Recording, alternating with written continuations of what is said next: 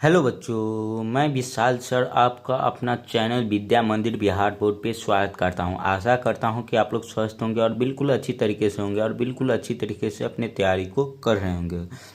जो भी बच्चे 2026 के बोर्ड एग्ज़ाम में एग्ज़ाम देंगे उनके लिए यह सेशन बहुत ही इम्पोर्टेंट होने वाला है। जो इस बार एग्ज़ाम देंगे तो उनके लिए यह सेशन बहुत ही इम्पोर्टेंट होने वाला है। तो चलिए आज हम लोग क्या देखेंगे, तो आज हम लोग देखेंगे क्लास 10th केमिस्ट्री का चैप्टर नंबर 1 रासायनिक अभिक्रिया एवं समीकरण। चैप्टर नंबर 1 जो है रासायनिक अभिक्रिया एवं समीकरण, उसका इम्पोर्टेंट ऑब्जेक्टिव का सेशन आज हम आप लोग के लिए लेकर आए हैं, जिससे आप लोग क्या कर सकते हैं, अपने एग्जाम में अच्छा खासा स्कोर कर सकते हैं। क्योंकि इस चैप्टर से आप लोग को 2 या 3 ऑब्जेक्टिव का क्वेश्चन देखने को मिलेगा। क्या देखने को मिलेगा? 2 या 3 ऑब्जेक्टिव का क्वेश्चन। तो 20 से 25 आप लोग क्वेश्चन इस चैप्टर का कर लीजिएगा ऑब्जेक्टिव का, तो आप लोग कन्फर्म है कि 10 क्या है, कन्फर्म है कि 2 से 3 आप लोग ऑब्जेक्टिव का क्वेश्चन कर ही लीजिएगा। तो चलिए आज का हम लोग का पहला क्वेश्चन क्या होगा।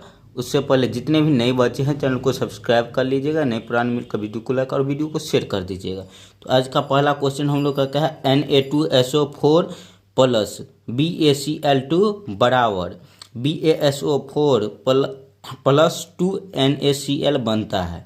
यानी क्या है, Na2SO4 प्लस BaCl को हम लोग क्या करेंगे, जोड़ेंगे, तो वो उसका जो उत्पाद बनेगा वो क्या बनेगा, BaSO4 प्लस 2 NaCl बनेगा। तो यह किस प्रकार की अभिक्रिया है, यानी उपयुक्त रासायनिक अभिक्रिया है।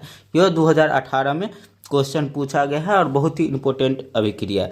तो यहाँ पे आप लोग देखिएगा दोनों जगह का, दोनों का क्या हो रहा है, एक एक शब्द जो है, देखिए यहाँ से Na और Cl मिल जा रहा है दूसरे वाले के साथ, और Sa क्या, ये जो Ba है और SO जो है वो अलग हो जा रहा है। यानी दोनों जगह विस्थापन की प्रक्रिया हो रही है। तो इसलिए इस क्वेश्चन को हम क्या कहेंगे, इस क्वेश्चन का आंसर हो जाएगा द्विविस्थापन अभिक्रिया। यानी दोनों जगह विस्थापन का क्रिया हो रहा है, इसीलिए इसे हम क्या कहेंगे, द्विविस्थापन अभिक्रिया।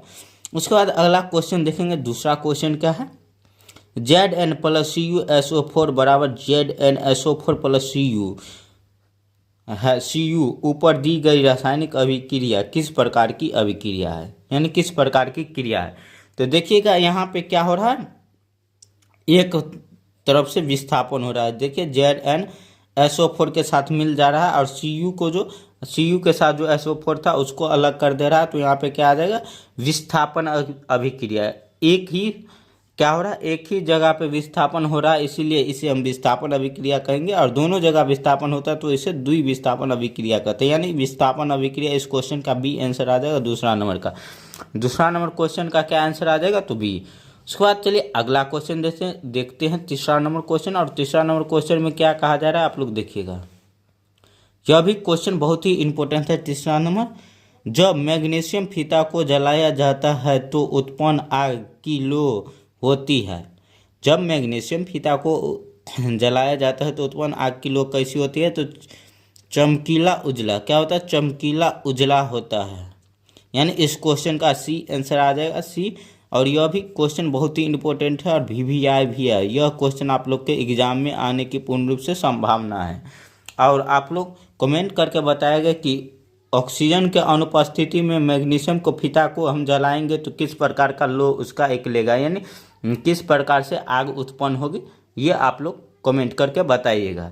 मैग्नीशियम फीता को ऑक्सीजन के अनुपस्थिति में जलाएंगे तो वो उसमें से किस प्रकार का ज्वाला उत्पन्न होगा, वो आप लोग कमेंट करके आंसर बताइएगा। उसके बाद चौथा क्वेश्चन हम लोग का क्या है, एक जांच परख नली में लिए गए विलियम में एक लोहे की कील को धुआया गया।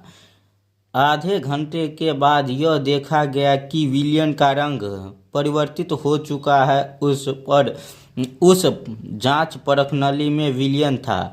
यानी क्या कहा जा रहा है, विलियन एक था जांच के परख नली में, जिसे टेस्ट ट्यूब कहते हैं, यानी गिलास वाला जो होता है परख नली, उसमें एक विलियन लिया गया था और उसमें एक कील के यानी लोहे के जो कील होते हैं उसको दबा दिया गया, और दबाने के बाद उसमें आधे घंटे बाद पता चला कि उसका जो रंग है, लोहे का जो रंग था ऊपर से जो चढ़ा हुआ था जंग वाला, वो छूट गया यानी हट गया।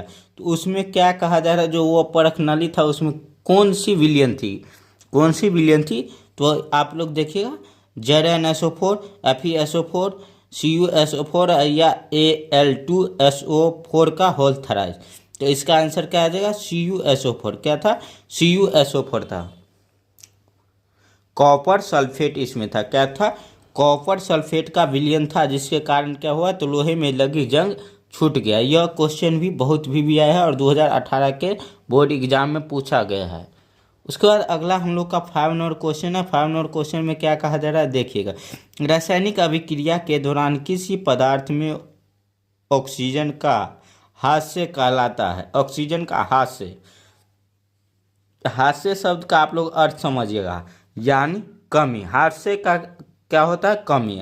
हास्य का अर्थ होता है कमी, यानी ऑक्सीजन की कमी क्या कहलाता है? रासायनिक अभिक्रिया के दौरान जो ऑक्सीजन की कमी हो जाएगी तो वो क्या कहलाएगा? यह इस क्वेश्चन में कहा जा रहा है। तो इस क्वेश्चन का बी आंसर आ जाएगा, अपचयन कहलाएगा। क्या?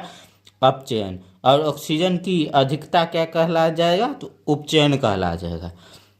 तो इस क्वेश्चन का भी आंसर क्या हो जाएगा? बी आ जाएगा इस क्वेश्चन का आंसर। और यह भी क्वेश्चन बहुत ही इंपॉर्टेंट है और 2019 के बोर्ड एग्जाम में पूछा गया है। तो आप लोग इस क्वेश्चन सबको हाईलाइट ही करके रखिएगा और रट ही लीजिए, क्योंकि आप लोग के बोर्ड के एग्जाम में पूर्ण रूप से आने की ये सारी क्वेश्चन संभावना है। उसके बाद हम लोग का क्वेश्चन है 6 नंबर। 6 नंबर क्वेश्चन में क्या कहा जा रहा है? रासायनिक अभिक्रिया के दौरान किसी पदार्थ में ऑक्सीजन का योग कहलाता है। किसी पदार्थ में ऑक्सीजन का योग क्या कहलाता है? अभी हम जस्ट आप लोग को पहले बताए हैं, इससे अगला क्वेश्चन में, यानी ऑक्सीजन की कमी क्या कहलाएगी? तो अपचयन कहलाएगी। और ऑक्सीजन की अधिकता यानी योग, अधिकता हो जाएगा। योग का अर्थ क्या है? जितना ऑक्सीजन चाहिए उससे अधिक जोर दिया गया ऑक्सीजन, तो वो क्या आ जाएगा? यहाँ पे देखिएगा, उपचयन कहला जाएगा। क्या कहलाएगा? उपचयन। यानी इस क्वेश्चन का भी बी आंसर आएगा। और यह भी क्वेश्चन बहुत ही इंपॉर्टेंट है और 2019 में ही पूछा गया है। देखिए यहाँ दोनों क्या है, एक फर्स्ट शिफ्ट में क्वेश्चन पूछा गया है ऑक्सीजन की कमी, और एक सेकेंड शिफ्ट में पूछा गया ऑक्सीजन की वृद्धि।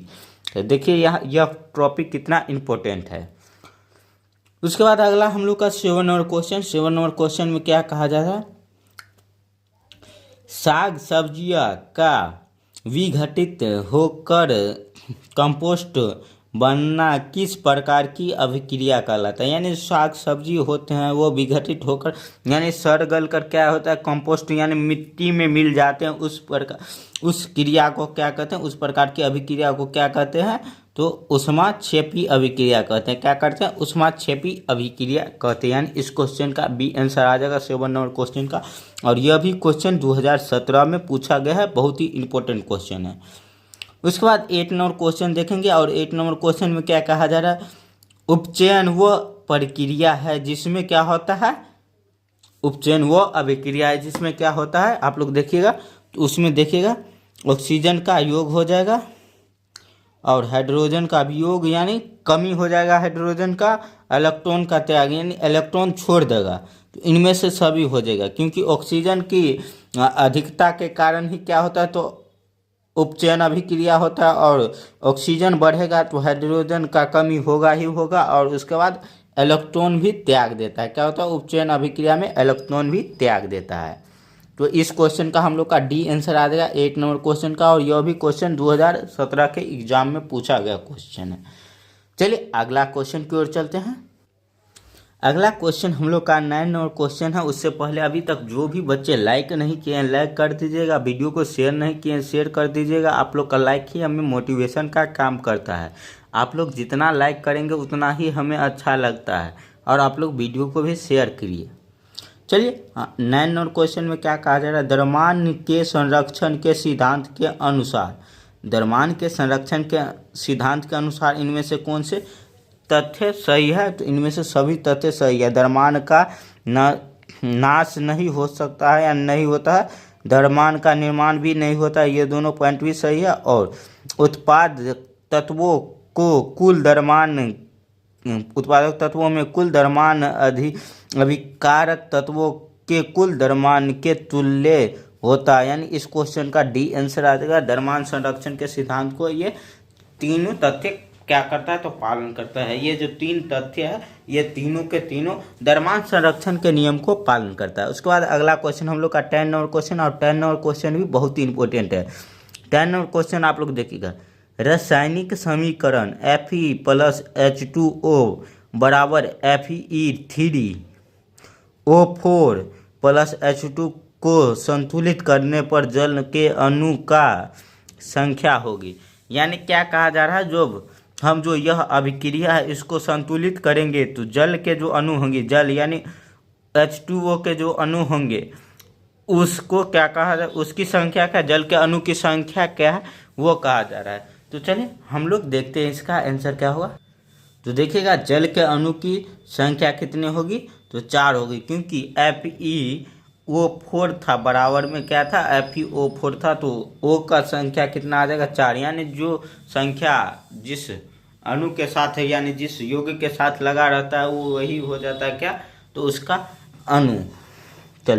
चलिए अगला क्वेश्चन हम लोग देखते हैं 11 नंबर क्वेश्चन। 11 नंबर क्वेश्चन में क्या कहा जाए, जब लेड नाइट्रेट को गर्म किया जाता है तो NO2 गैस धुआं प्राप्त होता है, धुएं का रंग कैसा होता है। यानी लेड को हम लोग गर्म करेंगे तो क्या आ जाएगा, कैसा उसमें से धुआं निकलेगा, वो हम लोग से पूछा जा रहा है। तो क्या हो जाएगा, भूरे रंग का धुआं निकलेगा। लेड नाइट्रेट को हम लोग गर्म करेंगे तो किस प्रकार का धुआं निकलेगा, तो भूरे कलर का धुआं निकलेगा। उसके बाद अगला क्वेश्चन हम लोग का है 12 नंबर क्वेश्चन, और 12 नंबर क्वेश्चन बहुत ही इंपॉर्टेंट है, इसको आप लोग देखिएगा। AgCl, क्या AgCl को हम सूर्य के प्रकाश में रखेंगे तो क्या आ जाएगा 2Ag+Cl2। सूर्य के प्रकाश में यह रासायनिक अभिक्रिया किस प्रकार की होगी।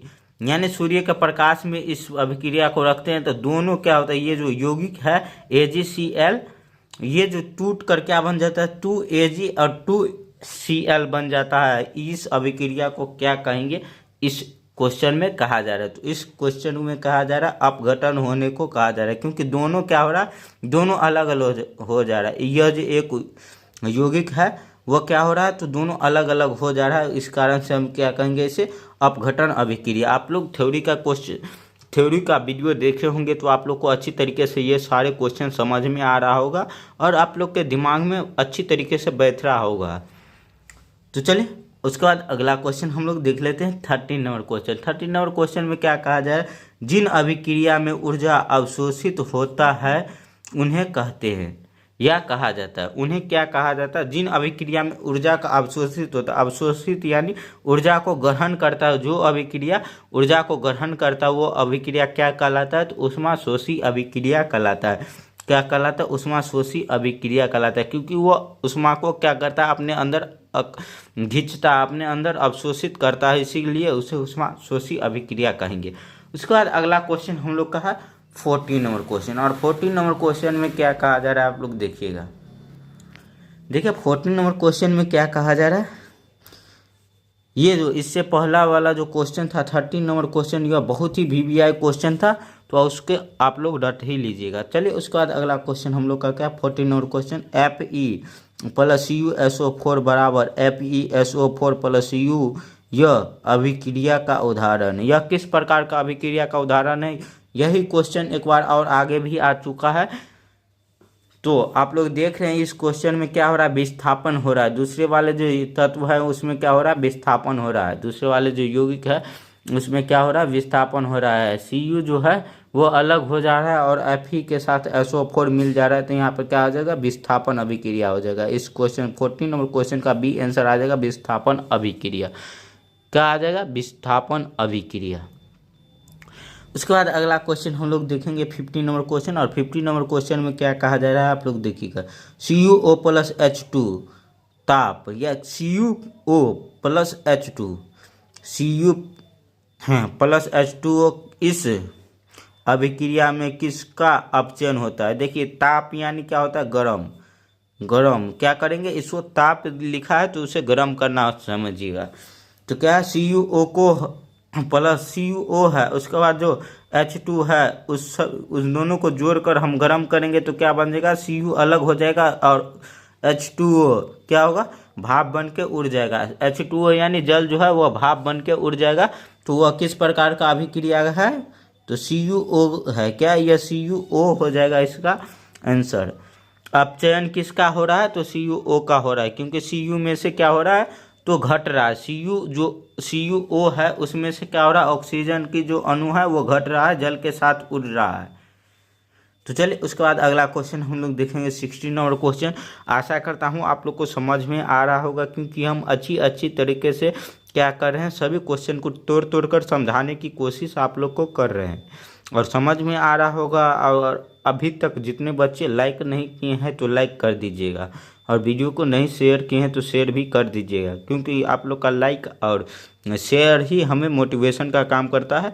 यानी हम आप लोग को लाइक ही देखकर हमें पढ़ाने के लिए उत्तेजना आती है, यानी हम जो पढ़ाने के लिए अच्छा, पढ़ाने में अच्छा हमें किस कारण से लगता है, तो आप लोग का लाइक ही देख कर लगता है। क्योंकि आप लोग लाइक करते हैं तो हमें लगता है कि बच्चे को जो हम पढ़ा रहे हैं वो बच्चे को समझ में आ रहा है।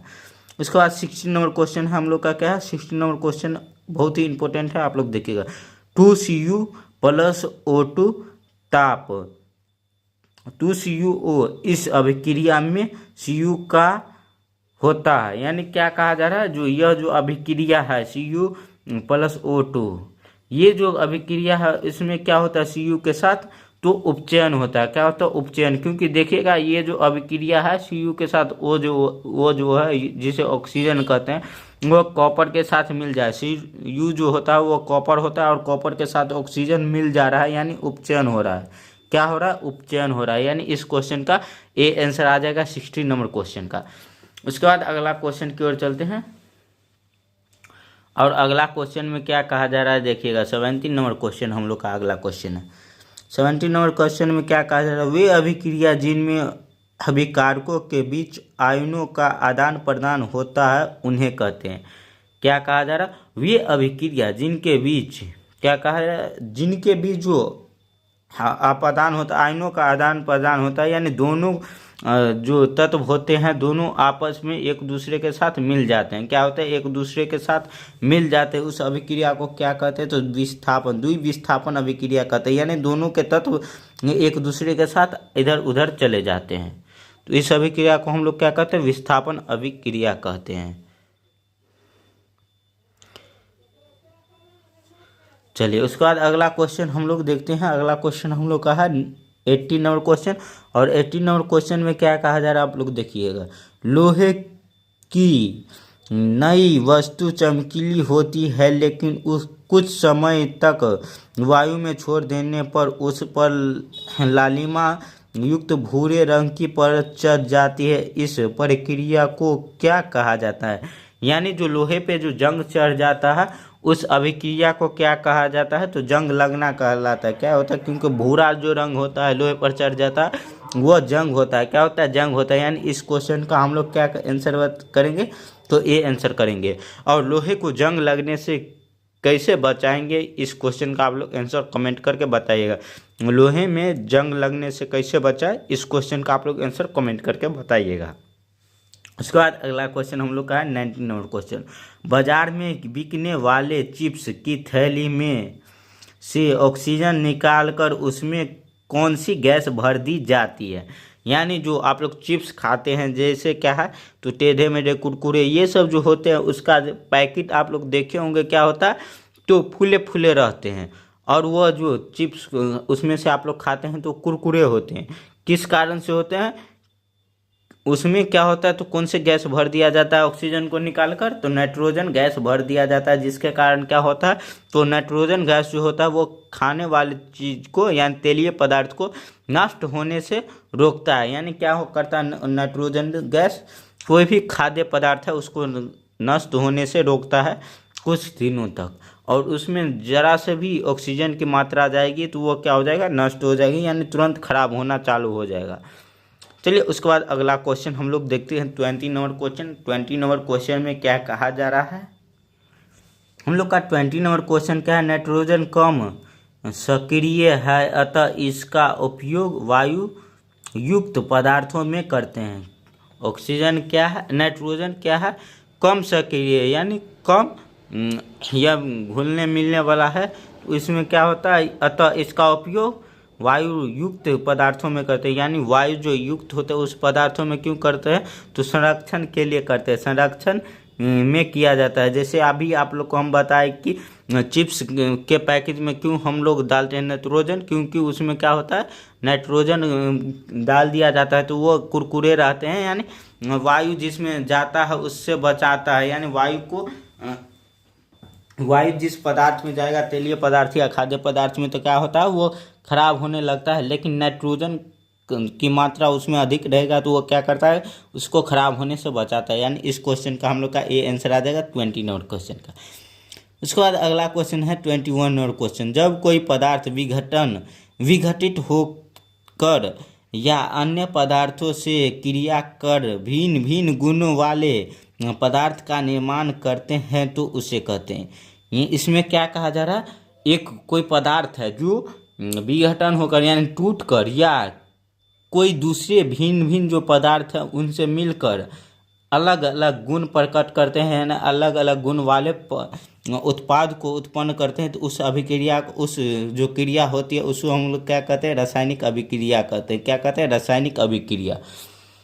उसके बाद अगला क्वेश्चन हम लोग का है 22 नंबर क्वेश्चन। और 22 नंबर क्वेश्चन बहुत ही इम्पोर्टेंट में भी इम्पोर्टेंट है, भी हाई क्वेश्चन है।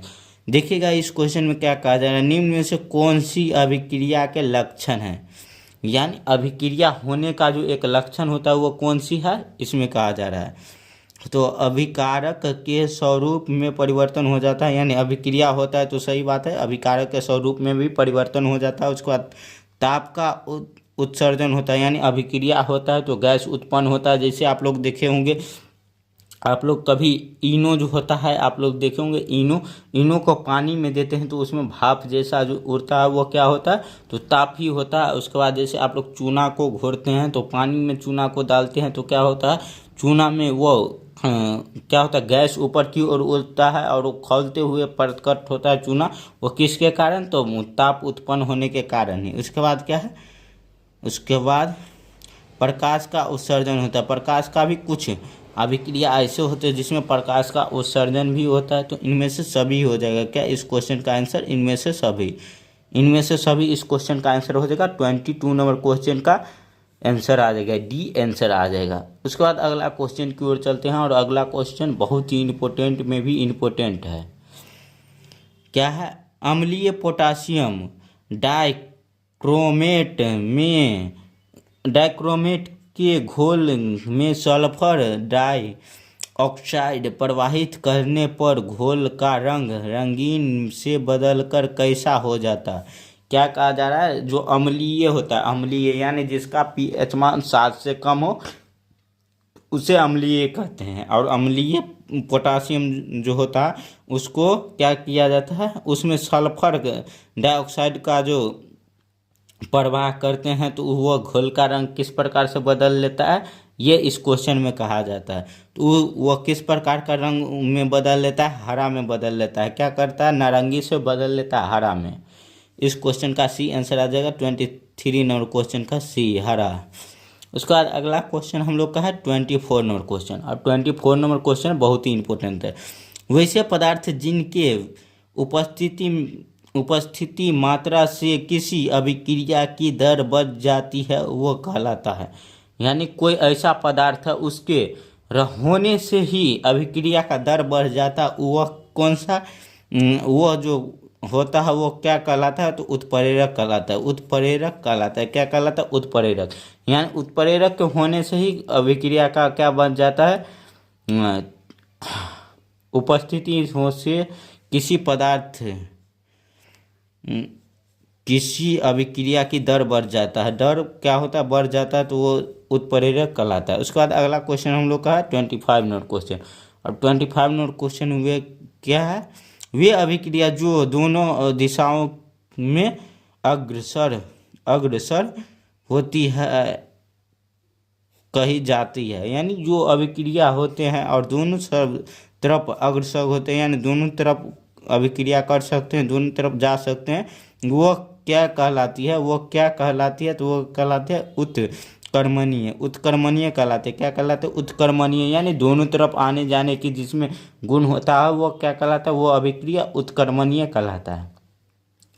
उसके बाद 26 नंबर क्वेश्चन बहुत ही इंपॉर्टेंट है। वैसी रासायनिक अभिक्रिया जो एक ही दिशा में अग्रसर होते हैं उसे कहते हैं। यानी वो कहा जाता है क्या, जो एक ही दिशा में अग्रसर होंगे उसे हम लोग क्या कहेंगे, जो एक ही दिशा की ओर अभिक्रिया करेंगे वो क्या कहलाएगा, अणु उत्कर्मणीय। क्या कहलाएगा, अणु उत्कर्मणीय। यानी उत्कर्मणीय नहीं होगा वह अभिक्रिया।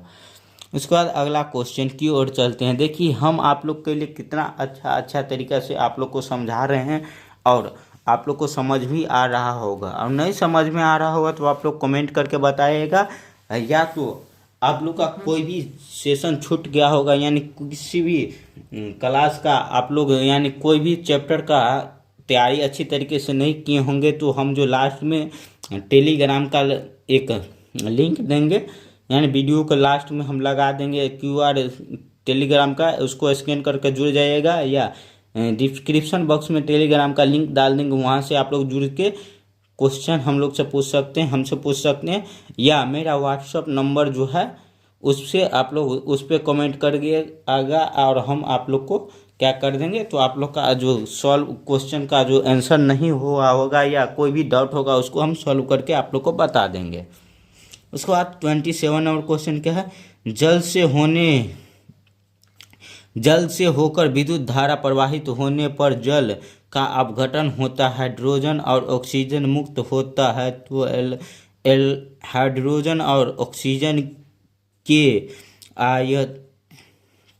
आयतनों का अनुपात होता है। यानी क्या कहा जा रहा है, जल में जो अब विद्युत धारा को प्रवाह करेगा तो हाइड्रोजन और ऑक्सीजन टूट जाता है, क्या होता है, टूट जाता है, मुक्त होता है, यानी टूटना, और टूटता है तो हाइड्रोजन कितना मुक्त होता है, यानी कितना हट जाता है, और ऑक्सीजन कितना हटता है, उसका अनुपात इसमें पूछा जा रहा है। तो क्या कहेंगे, 2:1, हाइड्रोजन 2 होगा तो ऑक्सीजन 1 होगा। इस क्वेश्चन का आंसर C आ जाएगा, और 2011 में यह क्वेश्चन पूछा गया है, तो इस बार भी क्वेश्चन यह पूछे जाने की पूर्ण रूप से संभावना है। इसके बाद अगला क्वेश्चन हम लोग का 28 नंबर क्वेश्चन, 2HI पराबैंगनी किरण के उपस्थिति में इसको हम क्या करेंगे, गर्म करेंगे, तो क्या आ जाएगा, H2 + I2 बनेगा। यह अभिक्रिया क्या सूचित करता है, यानी जो ये 2I जो है इसको हम पराबैंगनी किरण के उपस्थिति में जो हम लोग गर्म करेंगे तो यह दोनों अलग अलग हो जाएगा। जो अभिक्रिया क्या कहलाएगा, तो प्रकाशीय अपघटन कहलाएगा। क्या कहलाएगा, प्रकाशीय अपघटन, क्योंकि पराबैंगनी किरण एक क्या है, तो प्रकाशीय गुण है। पराबैंगनी किरण जो है एक प्रकाशीय गुण है। इसका अगला क्वेश्चन हम लोग देखते हैं। अगला क्वेश्चन हम लोग का है 29 नंबर क्वेश्चन, और 29 नंबर क्वेश्चन बहुत ही इंपॉर्टेंट है। 2CO + O2 = C2CO2, यह किस अभिक्रिया की यह किस प्रकार की अभिक्रिया है, यानी क्या हो रहा है, दोनों मिल जा रहा है, तो किस प्रकार का अभिक्रिया होगा, उपचयन अभिक्रिया होगा। क्या होगा, उपचयन अभिक्रिया, और इसमें क्या हो रहा है, ऑक्सीजन मिल जा रहा है। देखिए यहाँ पे एक ऑक्सीजन था और यहाँ पे 2 ऑक्सीजन, ये दोनों मिलकर क्या कर रहा है, 2 कार्बन भी हो रहा है और 2 ऑक्सीजन भी हो जा रहा है। तो क्या हो रहा है, यहाँ पे दोनों मिल जा रहा है, तो ऑक्सीकरण अभिक्रिया होगा और उपचयन अभिक्रिया, ये दोनों होगा। उसके बाद आज का हम लोग का अंतिम क्वेश्चन कौन सा है, देखिएगा। आज का अंतिम क्वेश्चन और इस चैप्टर का अंतिम क्वेश्चन, रासायनिक अभिक्रिया CuO + H2 = Cu + H2O में H2 का क्या होता है, ऑक्सीकरण होता है, अवकरण होता है, संयोजन होता है, या विघटन होता है। आप लोग इसका आंसर कमेंट करके बताइएगा, और आशा करता हूँ कि आप लोग को समझ में आया होगा। जो भी बच्चे अभी तक लाइक नहीं किए हैं, लाइक कर दीजिएगा, वीडियो को शेयर कर दीजिएगा। और आप लोग जो भी बच्चे का कोई भी दिक्कत हो, कोई भी चैप्टर छूट गया होगा, या आप लोग नोट लेना चाहते हैं हमसे साइंस और सोशल साइंस का, तो आप लोग हमें क्या कीजिएगा, मैसेज कीजिएगा या टेलीग्राम का जो स्कैनर इस वीडियो के अंत में हम लगा देंगे उससे आप लोग जुड़िएगा। तो उसमें क्या कर सकते हैं आप लोग, यानी हम ऐसी वीडियो में लगा देंगे आप लोग के लिए टेलीग्राम का स्कैनर, वहाँ से स्कैन करके टेलीग्राम पर चले जाएगा और आप लोग अपना अपना डाउट बताइएगा, या आप लोग मेरे व्हाट्सअप नंबर जो होगा इसी वीडियो के अंत में हम डाल देंगे, वहाँ से अभी कांटेक्ट कर सकते हैं और अपना नोट ले सकते हैं बिल्कुल फ्री में। क्या, बिल्कुल फ्री में अपना नोट ले सकते हैं। और कुछ भी परेशानी हो तो मेरे इस चैनल से जुड़े रहें और अपना परेशानी भेजें हमें, हम आप लोग को सॉल्व करके बता देंगे या लाइव क्लास में भी बता देंगे। चलिए आज के लिए बस इतना ही, मिलते हैं आप लोग के साथ अगले वीडियो में।